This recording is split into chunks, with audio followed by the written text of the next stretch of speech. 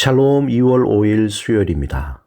오늘도 하나님의 능력과 보호하심이 여러분의 삶 가운데 함께 하시길 소망합니다. 이 시간 시편 말씀을 읽고 묵상하며 하나님 앞에서 침묵으로 기도드리겠습니다.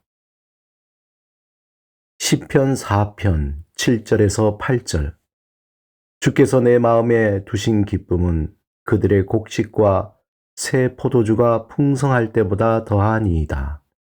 내가 평안히 눕고 자기도 하리니 나를 안전히 살게 하시는 이는 오직 여호와이시니이다.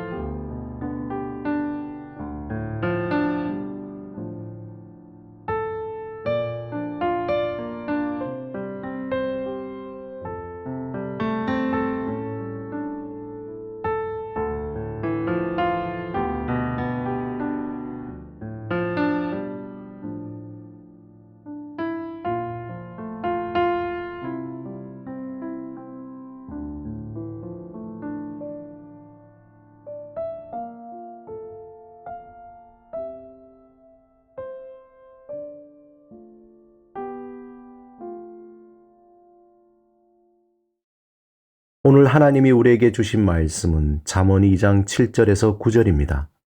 함께 말씀을 읽고 우리에게 들려주시는 하나님의 음성을 듣겠습니다. 하나님의 말씀을 경청하십시오. 그는 정직한 자를 위하여 완전한 지혜를 예비하시며 행실이 온전한 자에게 방패가 되시나니 대저 그는 정의의 길을 보호하시며 그의 성도들의 길을 보전하려 하심이니라.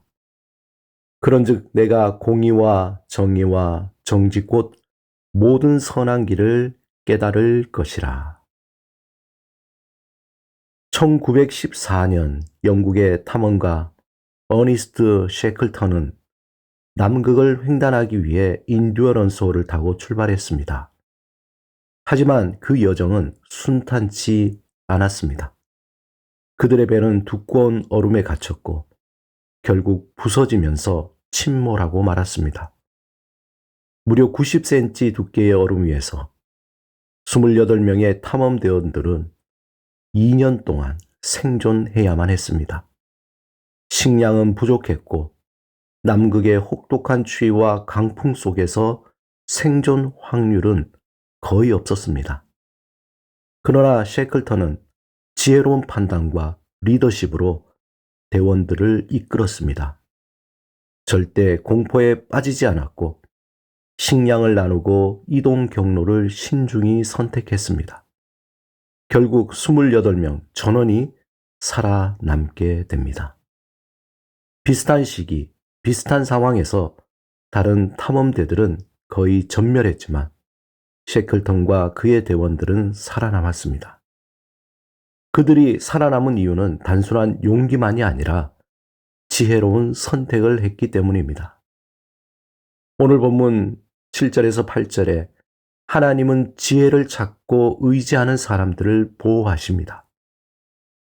세상에서는 힘이 있는 자들이 살아남는 것처럼 보입니다. 그러나 하나님은 말씀하십니다.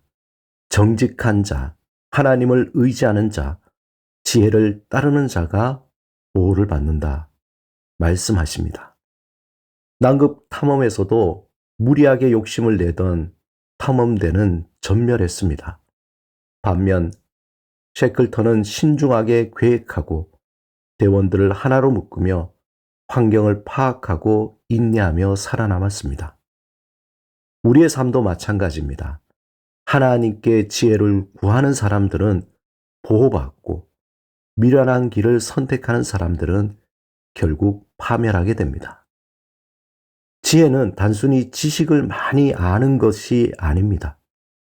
지혜는 우리를 악한 길에서 보호하도록 우리를 도와주고 우리를 이끌어줍니다. 오늘날 세상에는 너무나 많은 유혹들이 있습니다.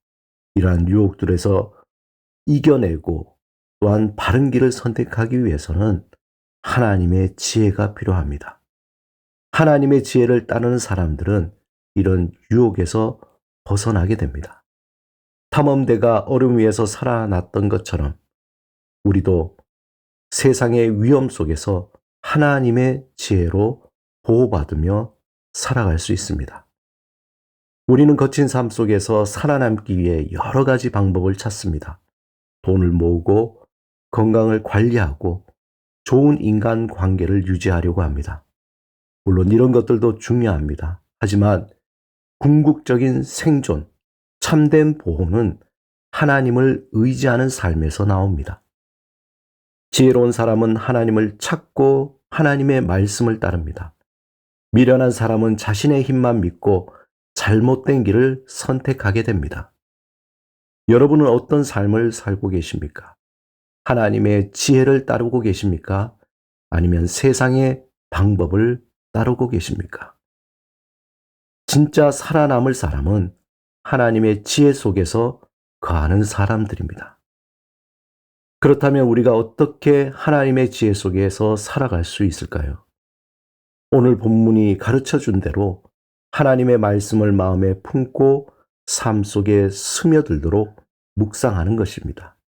잠언 2장 12절에 지혜가 너를 지켜 악한 자의 길에서 건지리라 말씀한 것처럼 우리의 중요한 일들, 우리의 삶의 순간마다 하나님의 뜻, 하나님의 지혜를 구하며 살아가시길 바랍니다. 함께 기도드리겠습니다. 주님, 세상의 방법이 아니라 하나님의 지혜를 따르는 자들이 되게 하소서. 하나님의 말씀을 가까이 하며 말씀을 암송하며 우리의 삶을 주님께 맡기게 하소서. 예수 그리스도 이름으로 기도드립니다. 아멘.